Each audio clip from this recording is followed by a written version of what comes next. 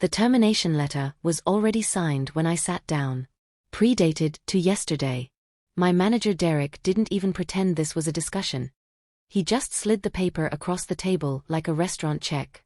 "You know what you did," he said, wearing a smile I'd never seen before. 6 years of clean performance reviews. Multiple promotions. Not a single disciplinary action. And in 10 minutes, it was all erased. The scariest part? I genuinely had no idea what I'd supposedly done. But Derek did. And he'd been planning this for weeks. The conference room felt wrong the moment I walked in. My manager Derek sat at the head of the table, flanked by 2 people I'd never seen before. The woman wore a gray suit with an HR badge. The man had a leather folder that screamed legal. My stomach dropped. Derek didn't meet my eyes. He just gestured to the empty chair across from him like we were about to discuss quarterly projections. I sat down slowly, my mind racing through possibilities. Performance review? Budget cuts? The woman spoke first, her voice flat and rehearsed. "We're terminating your employment effective immediately for gross professional misconduct." The words hit me like cold water. Misconduct? I'd been at Hastings Digital for 6 years. Clean record. Strong reviews. Multiple promotions. Derek finally looked at me, and something in his expression made my blood run cold. Not anger. Not disappointment. Satisfaction. "You know what you did," he said quietly, almost a whisper. The woman slid a single sheet of paper across the table. Termination notice. Pre-signed. Predated to yesterday. My hands shook as I picked it up. This wasn't a meeting. This was an execution. I sat in my car in the parking garage for 20 minutes before I could turn the key. My mind kept replaying Derek's words. Gross professional misconduct. What did that even mean? They'd accused me of sabotaging the Riverside Municipal Project, the biggest contract our division had landed in 3 years. According to Derek, I'd deliberately deleted critical files 2 weeks ago, causing a cascade failure that nearly cost us the client. But that was impossible. 2 weeks ago, I was in Boston at the regional conference. 4 days away from the office. No remote access. My laptop stayed in my hotel room most of the time. I had receipts, boarding passes, conference attendance logs. Everything proved I was 800 miles away when those files supposedly vanished. I tried explaining this in the conference room. The woman from HR cut me off mid-sentence. "The evidence has been reviewed. The decision is final." She wouldn't show me the evidence. Wouldn't tell me who reviewed it. Wouldn't let me present my alibi. Derek just sat there with that same cold satisfaction, like he'd been waiting for this moment. I pulled out my phone and opened my calendar app.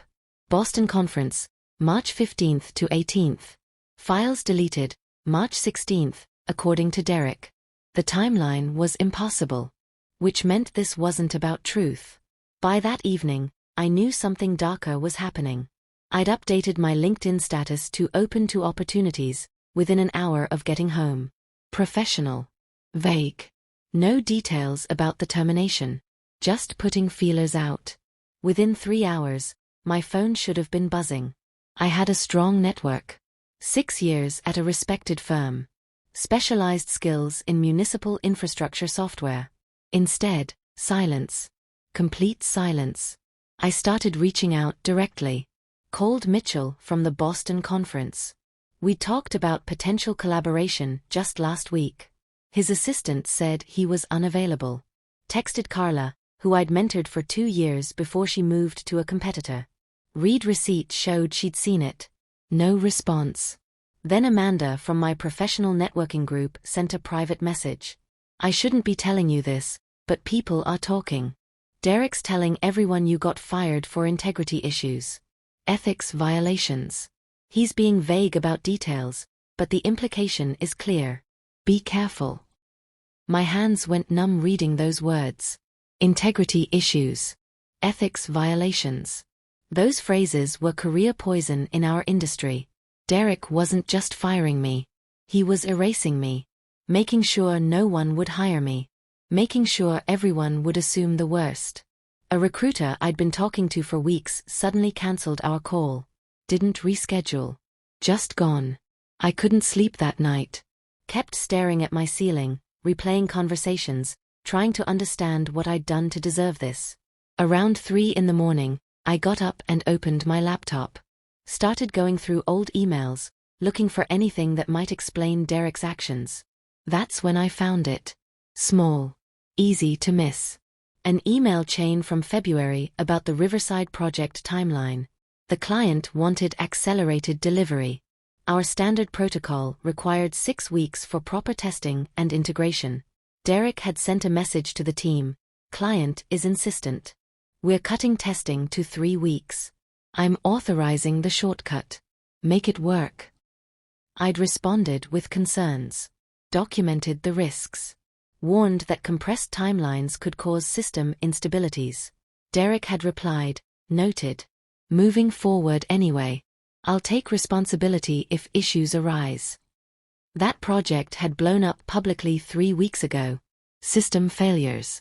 Data inconsistencies. The client threatened to sue. Our company issued an apology and blamed technical oversight. I remembered Derek calling an emergency meeting afterward, asking everyone what went wrong, acting shocked and disappointed. But now, going back through my email archives, I couldn't find that original approval. The email thread existed, but Derek's message authorizing the shortcut was gone. Just vanished. Someone had deleted it from the shared server. But I still had it. Local copy, automatically archived to my personal backup system. The next morning, I started building something. Opened a blank document. Titled it simply, Timeline. I wasn't sure what I was doing yet. Just needed to see everything laid out clearly. Needed to understand the pattern. I started with the Riverside project. Went back through every email, every meeting note, every decision log I could access. The story that emerged made me sick. February 12th. Client requests accelerated timeline. Derek approves cutting testing phase despite team objections. February 28th. I flag potential integration issues. Derek says to proceed anyway. March 8th. System shows early warning signs. I document them. Derek says they're acceptable risks. March 22nd. System fails publicly. Derek calls emergency meeting, asks who's responsible.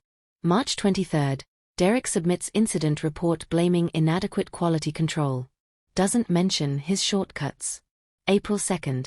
I'm called into conference room and fired for sabotage. Every failure blamed on me happened after Derek overrode safety protocols. Every decision I'd questioned, he'd forced through anyway. And that incident report he'd filed?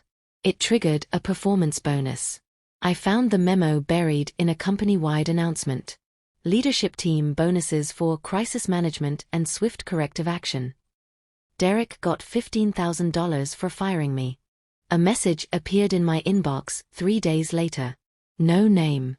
Temporary email address. Subject line, you need to know this. I almost deleted it as spam. Instead, I opened it. I worked on your team. I can't say who I am because I need this job. But you're being framed. Derek started changing the narrative 2 days before the Riverside failure went public. He told leadership you'd been making unauthorized changes. Said he'd been monitoring you for weeks. He built your termination before the crisis even hit. My hands were shaking reading it. Attached to the email were 3 screenshots. Slack messages between Derek and someone in senior management. Timestamped March 20th, 2 days before the public failure. Derek, we may have a problem with the Riverside integration. I think it's sabotage. Senior management, evidence. Derek, working on documentation now. May need to act quickly. The conversation continued. Derek positioning himself as the vigilant manager who'd spotted a threat. Painting me as the liability. All before the system actually failed. Someone else knew the truth. Someone had watched Derek frame me in real time. But they were too scared to come forward. The message ended with one line, there's more. But I can't risk being identified. Good luck. The email address bounced when I tried to reply. I submitted a formal appeal to HR the next morning. 10 pages. Meticulously documented. Timeline of events. Copies of my Boston travel records. Screenshots of Derek's approval for the testing shortcuts. Proof that I'd flagged every risk that eventually materialized. I sent it through the company's official grievance system, copied to 3 different HR representatives, included every piece of evidence I had. The automated response came immediately: "Your submission has been received and will be reviewed within 10 business days." I waited. Checked my email obsessively. Called the HR hotline twice. Left voicemails. On day 8, I got a response. Not 10 days. 8. A single paragraph. After thorough review, the decision to terminate your employment has been upheld. This matter is now closed. Further appeals will not be considered. I stared at that email for 10 minutes. Then I noticed something. The response referenced an internal report, as documented in Review File 2024-0847, dated April 1st. April 1st. I was fired April 2nd. They'd written the review before the meeting. Before they'd heard my side. Before I could defend myself. The outcome had been decided before I walked into that conference room. This wasn't an appeal process. It was theater. Rent was due in 2 weeks. Savings were disappearing faster than I'd expected. I started interviewing anywhere that would talk to me. Smaller firms. Lateral moves. Even positions below my experience level. I just needed income. Needed stability. Lancaster Solutions seemed promising. Growing company, good reputation, similar industry. The technical interview went well. The manager seemed impressed with my infrastructure experience. Then came the final interview with the director. He was friendly at first. Asked about my background, my approach to problem solving. Then his tone shifted. "I need to ask you something directly," he said, folding his hands on the desk. "Can you explain the incident at Hastings Digital?" My mouth went dry. "I was wrongfully terminated," I said carefully. "There was a project failure that I'd specifically warned management about. When it went wrong, they needed someone to blame." He nodded slowly. "I heard it was an ethics issue." There it was. Derek's narrative, already poisoning new opportunities. "That's not accurate," I said. "I have documentation proving." "I'm sure you do," he interrupted gently. "But we have to be careful. Reputation matters in this industry." I didn't get the job. That night, I realized the truth. Silence would destroy me. Derek's version of events was spreading faster than I could counter it. Every day I stayed quiet was another day his lies became accepted reality. I spent the weekend staring at my laptop. Bank account draining. Job prospects vanishing.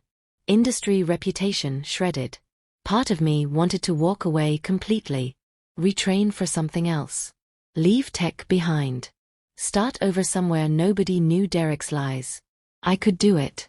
Probably. Maybe. But then I opened the timeline document again. Scrolled through the evidence I'd collected. Every email. Every warning I'd given. Every shortcut Derek had forced through. Every lie he'd told. This wasn't just about me anymore.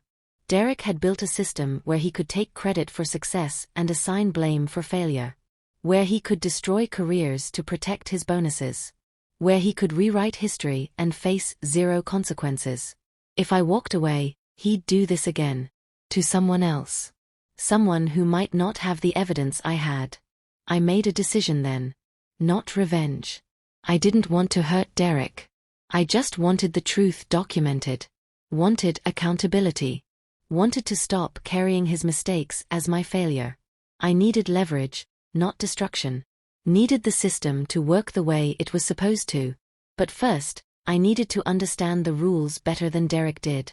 I spent 3 days reading Hastings Digital's employee handbook. All 87 pages. Most people never read past the vacation policy and benefits section. But buried in Section 12, Corporate Compliance and Ethics, I found something interesting. A whistleblower protection clause tied to mandatory internal audits.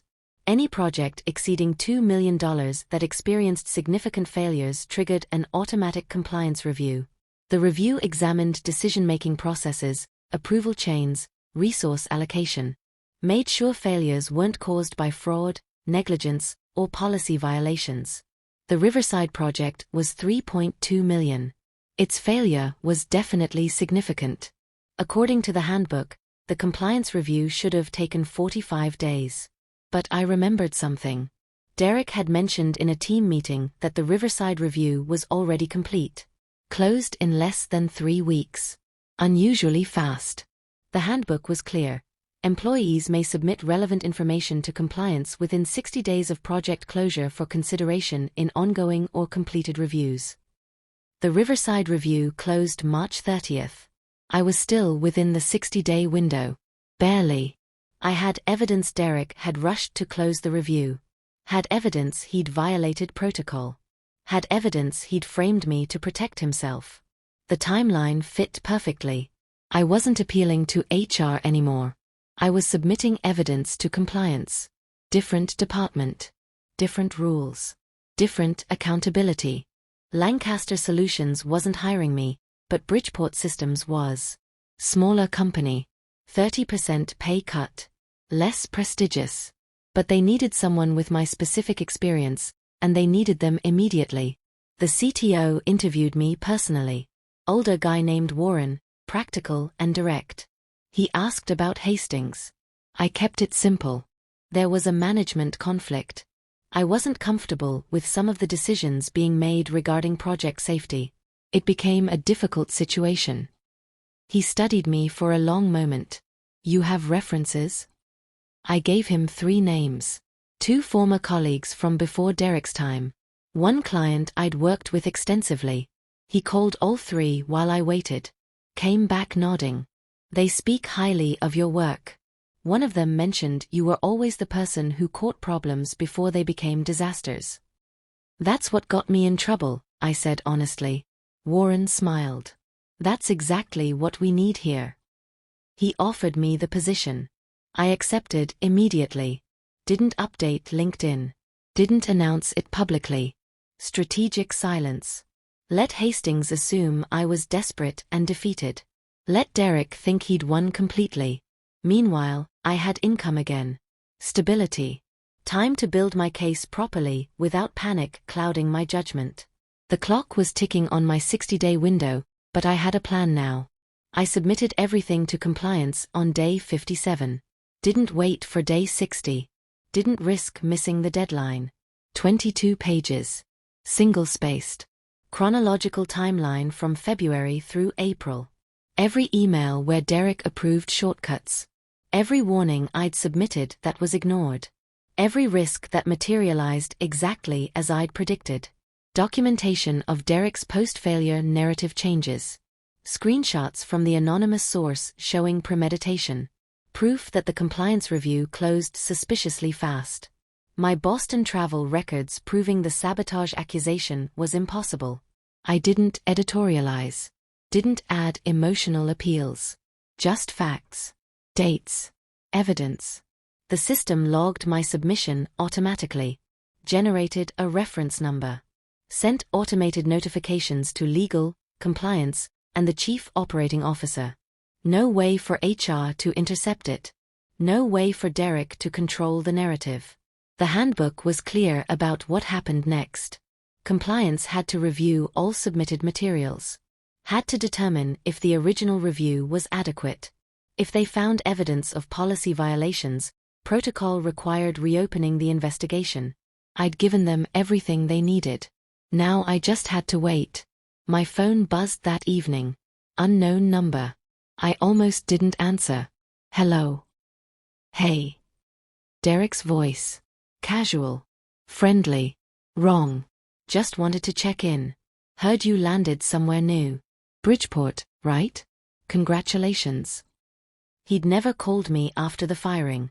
Never reached out. Never acknowledged what he'd done. Thanks, I said carefully. Listen, I know things ended badly. No hard feelings on my end. Sometimes business decisions are tough, you know. I said nothing. Anyway, Just curious. You didn't submit anything unusual to the company recently, did you? Like appeals or complaints or anything? My heart pounded. He knew. Somehow, he already knew. Why do you ask? I said. Long pause. Just making sure we're good. That's all. He hung up. Derek was panicking. Which meant my submission had already reached people who mattered. The clock wasn't just ticking anymore. It was running out for him. The first sign something was happening came from my former teammate Victor. We'd stayed in touch despite everything. He was careful, never said much about Hastings, but he sent me a text 3 days after I submitted to compliance. Something weird is happening here. Everyone on the Riverside team just got locked out of the shared project drive. No explanation. All our access just vanished overnight. I asked what leadership was saying. Nothing official. But there's a meeting tomorrow with legal. Mandatory attendance. Derek looks sick. More reports filtered in over the next week. All from former colleagues who'd quietly stayed in touch. Access restrictions spreading across departments. Calendar invitations being cancelled and rescheduled without explanation. Senior managers having closed-door meetings. The atmosphere at Hastings was changing. Freezing. Like someone had hit pause on normal operations. Then Carla, who'd ghosted me weeks earlier, sent an apologetic message.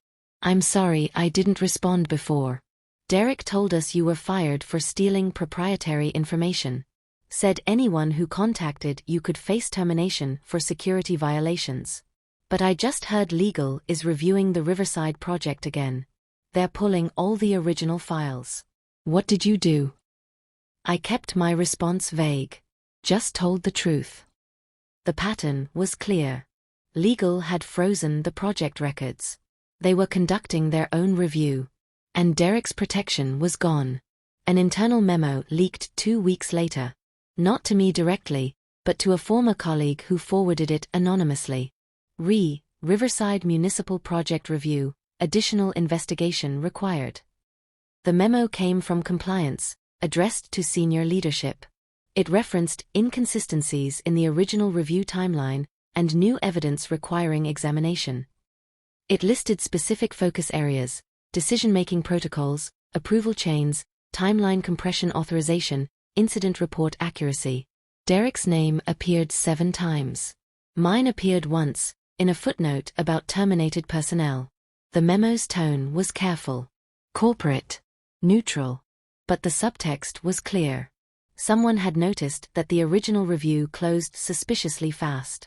Someone was asking why critical decisions weren't properly documented. Someone was questioning the narrative. I imagined Derek reading that memo, realizing that his carefully constructed story was being dismantled. Realizing that the evidence he'd tried to bury was now the focus of official investigation. The scapegoat role he'd assigned me was reversing. Not publicly yet. Not dramatically. But internally where it mattered, the truth was surfacing. I didn't feel satisfaction exactly. Just relief. Like I'd been holding my breath for weeks and could finally exhale. The system was working. Slowly. Bureaucratically. But working. Corporate legal called me on a Tuesday morning. I was at Bridgeport, working on a systems integration project, when my personal phone rang. Unknown number. Professional area code. This is Nathan Cross from Hastings Digital Legal Department. Am I speaking with someone who previously worked in our infrastructure division? My pulse quickened. Yes. I'm calling regarding a compliance submission you made. We've reviewed the materials. I need to ask you some questions. Do you have time to speak confidentially? I stepped out of the office into the parking lot. I have time. His questions were careful. Precise. Not accusatory. Did anyone pressure me to accept responsibility for the Riverside failure? No. Did I have additional documentation beyond what I'd submitted? Yes. Several emails I'd excluded to keep the submission focused. Had anyone at Hastings contacted me after my termination? Just Derek. Once. Asking if I'd submitted anything unusual. Nathan's voice sharpened at that. When was this contact made? 3 days after I submitted to compliance. And what was the nature of his questions? I told him everything. Derek's fake casual tone. His probing questions about appeals and complaints. His emphasis on no hard feelings, while clearly fishing for information. Nathan was quiet for a moment. Then, did anyone instruct you to remain silent about the circumstances of your termination? Derek told people I was fired for ethics violations. His story made it clear that defending myself would make things worse. I see. Thank you for your time. Someone will follow up within 2 weeks. He hung up. I stood in that parking lot for 5 minutes, processing. Legal wasn't attacking me. They were investigating Derek. The questions weren't about my actions. They were about his. Something fundamental had shifted. The industry rumor mill moved faster than official channels. My professional network started buzzing with speculation about Hastings Digital. Not about me anymore. About them. Someone posted on a private LinkedIn group about unexpected leadership changes. Hearing that Derek Lane's expected promotion to senior director isn't happening. Anyone know what's going on? The responses were careful. Vague. But the implications were clear. People were noticing. Then Mitchell, who'd ghosted me after my termination, called. I owe you an apology. Derek told everyone at the regional conference that you'd been fired for stealing client data. Said there was an ongoing investigation. I believed him. Why are you telling me this now? Because I just heard the real story. About how he approved shortcuts that caused the Riverside failure.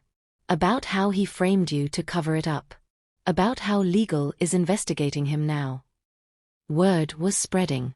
Not through official announcements or press releases.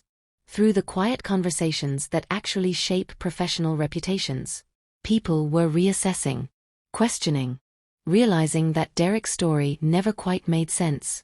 That my sudden termination had been too convenient. That the timeline had too many holes. I didn't contribute to the rumors. Didn't need to. The truth was doing its work without my help. Derek's carefully constructed narrative was collapsing under the weight of its own inconsistencies. Derek called me again 3 weeks after legal's first contact. His voice was completely different this time. Strained. Cracked. Missing all the casual confidence from before. I need to talk to you. I said nothing. Just listened. Things have gotten complicated. Legal is asking questions I don't know how to answer. They're treating me like I did something wrong, but I was just trying to meet client demands. You understand that, right? Still silent. The shortcuts I approved, those were necessary business decisions. You documented risks, but risks don't mean we should have refused the client. Sometimes we have to take chances. You blamed me for those chances going wrong, I said quietly. I was under pressure. Senior leadership wanted answers. Someone had to take responsibility. I thought this would blow over. That we'd all move forward. You destroyed my career. I made a mistake, he said, and his voice actually broke. I'm asking you, please. Talk to legal. Tell them this was just a misunderstanding. Tell them you hold no ill will. Tell them we both made judgment errors. You want me to help you? Yes. Please. I have a family. I have a mortgage. If this investigation continues. He trailed off. I thought about all the times I tried to explain my side. All the times HR refused to listen. All the anonymous messages from colleagues too scared to defend me. All the job opportunities poisoned by his lies. No, I said. What? I'm not helping you rewrite history again. I hung up. He called back immediately. I didn't answer. The sealed internal finding came 6 weeks after my submission to compliance. I only knew about it because Nathan Cross called me personally. The investigation has concluded. I can't share all the details due to confidentiality, but I'm authorized to inform you of relevant outcomes. My hands were shaking. Derek Lane has been removed from management effective immediately. The termination is characterized internally as leadership failure and policy violations. What about my record? Your termination has been reclassified. The official record now states organizational error rather than misconduct. Your personnel file has been corrected. Organizational error. Dry corporate language for we destroyed your career by mistake. Is any of this public? I asked. No. This is an internal personnel matter. No press releases. No public statements. But your record is clean. If anyone calls for employment verification, we're required to state you were terminated in error. It wasn't the dramatic vindication I'd imagined. No headlines. No public apology. No Derek being marched out by security.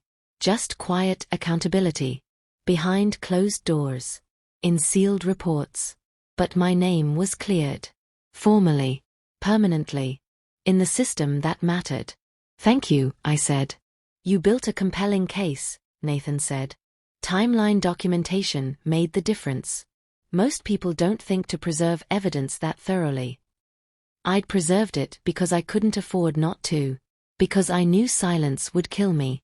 Because the truth needed witnesses. After we hung up, I sat at my desk at Bridgeport for a long time. Staring at nothing. Feeling something shift inside me. Not quite closure. But something close. The industry noticed faster than I expected. Not the full story. Just pieces. Fragments of truth filtering through professional networks. A recruiter who'd cancelled our call months earlier reached out via email. I heard there were changes at Hastings Digital. Some leadership transitions. Wanted to reconnect if you're still looking for opportunities. I wasn't looking. Bridgeport was good. Better than good. Warren had promoted me within 3 months. Given me autonomy. Trusted my judgment. Valued my caution. But I replied to the recruiter anyway. Professional courtesy. Thank you for reaching out. I'm currently engaged with a good opportunity, but I appreciate you thinking of me. She responded immediately. I owe you an apology. I was told you left Hastings under difficult circumstances. Ethics concerns. I should have asked for your side instead of just accepting what I heard. People believe what they're told, I said. Especially when it comes from management. Well, the truth has a way of surfacing. I'm hearing different stories now. About project failures and scapegoating. About investigations. If you ever want to talk about future opportunities, my door is open. The narrative had flipped completely. Derek's version of events, which had seemed so authoritative months ago, was now recognized as fiction. My silence, which had seemed like admission of guilt, was now understood as dignity. The industry doesn't forgive quickly. But it does reassess. Slowly. Quietly. Through 1,000 small conversations that reshape collective understanding. Derek left one final voicemail. I almost deleted it without listening. But curiosity won. His voice was bitter. Defeated. Nothing like the confident manager who'd fired me 8 months earlier. You won. I hope you're happy. I lost my job. My reputation. Everything I built. All because you couldn't accept a business decision. He paused. Heavy breathing. I didn't think you'd actually fight back. Most people don't. They just accept it and move on. You were supposed to disappear. Another pause. Longer. I didn't mean for it to go this far. I just needed someone to blame. Someone junior enough that no one would question it. You were convenient. The voicemail ended. I listened to it once. Considered saving it as final evidence of his mindset. Decided against it. I didn't need more evidence. Didn't need more proof of what he'd done. His confession was meaningless now. The timeline had told the real story. The system had assigned accountability. I deleted the voicemail. Blocked his number. Moved on. Not because I forgave him. But because carrying his mistakes had stopped being my responsibility. At Bridgeport, things felt different. Not perfect. Corporate environments never are. But fundamentally healthier. Warren called me into his office 6 months after I'd started. We're expanding our infrastructure division. Opening a new regional office. I want you to lead it. A promotion. Real authority. Actual leadership responsibility. You sure? I asked. You've proven yourself 10 times over. You catch problems before they become disasters. You document everything properly. You don't cut corners even when pressured. That's exactly the leadership we need. I thought about Derek. About how he'd built his career by taking credit and assigning blame. About how he'd valued appearance over substance. About how he'd considered careful documentation an inconvenience rather than a necessity. I'll do it, I said. But I need your commitment that if I flag risks, you'll listen. Always, Warren said. That's why I'm promoting you. The new position came with a 40% raise. Better title. Budget authority. A team to build from scratch. Everything Derek had tried to take from me.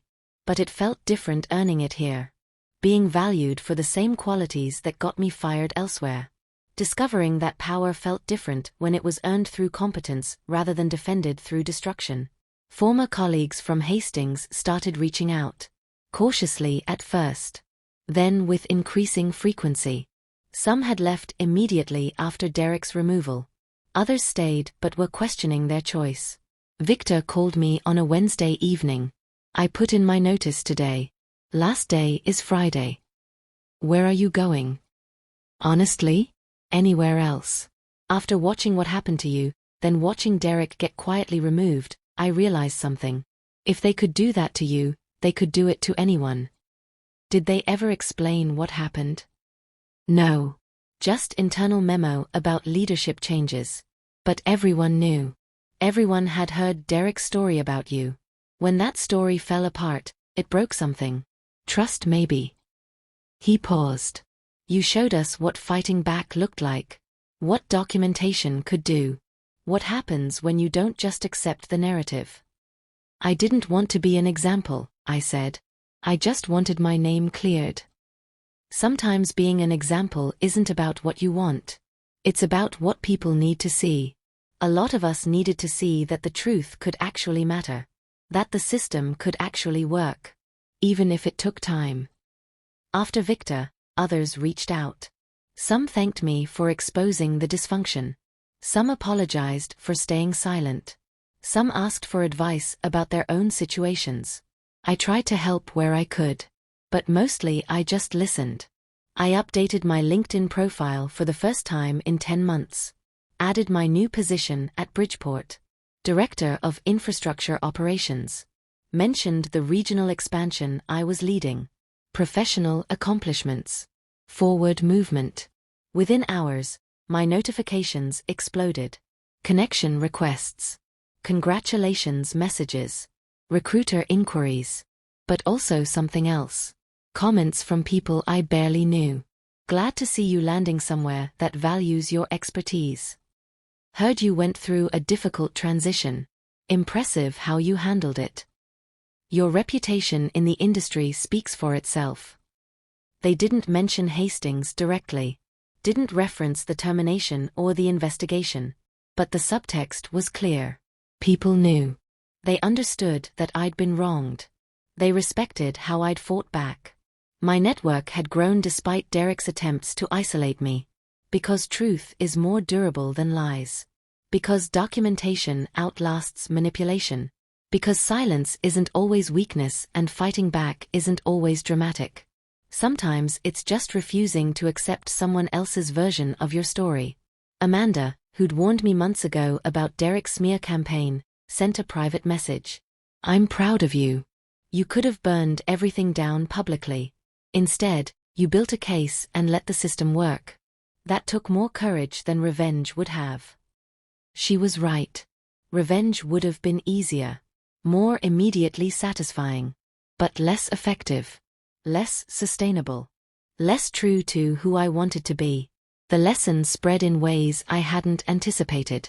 Other people in similar situations started reaching out. Not just from Hastings. From across the industry. They'd heard my story through professional networks. Wanted advice. wanted to understand how I'd fought back. One message came from someone named Alex. Fired 6 weeks earlier under similar circumstances. Manager blamed him for a project failure, refused to acknowledge the approved shortcuts that caused it. "I don't know what to do," Alex wrote. "Everyone believes my manager's story. I'm scared to fight back because it might make things worse. But staying silent is killing me." I spent an hour crafting my response. Shared everything I'd learned. Document everything. Save emails locally. Build timelines. Understand company policies. Find the right channels. Be factual, not emotional. Let evidence speak. Alex wrote back a week later. "I submitted to compliance today. Using your approach. Timeline format. Just facts. No idea if it'll work, but at least I'm fighting back with the truth." I hoped it worked for Alex. Hoped the system would function the way it should. Hoped that documenting the truth would matter. But I also knew that not every story has the ending mine did. Sometimes companies protect bad managers. Sometimes evidence gets ignored. Sometimes fighting back just means going down with dignity instead of silence. Still, better to try than to accept someone else's lies as your permanent legacy. A year after my termination, I received a formal letter from Hastings Digital. Not from HR. From their CEO. "Dear former employee, we are writing to acknowledge errors in our personnel processes during your tenure. Recent internal reviews have identified systemic issues in how certain terminations were handled. While we cannot undo the impact of these decisions, we want to formally communicate that your termination was not justified by the stated reasons. Your professional conduct met company standards. We apologize for any reputational harm caused." The letter included an offer for rehiring consideration and compensation for lost wages. I appreciated the gesture. The acknowledgement mattered. But I didn't want to go back. I'd built something better at Bridgeport. Found leadership that valued what I offered. Created an environment where documentation was respected, not resented. I wrote back declining their offer but thanking them for the apology. Then I closed the chapter completely. Derek had tried to erase me to protect his image. Had weaponized his authority to rewrite history. Had assumed I'd disappear quietly like most people do. But timelines don't lie. Documentation doesn't forget. And truth doesn't need permission to exist. I didn't destroy Derek. I just stopped carrying his mistakes. The system did the rest. Sometimes that's all revenge really is. Refusing to bear someone else's consequences. Letting truth be what it actually is. Trusting that evidence matters more than narrative. I built my career back. Different company. Better culture.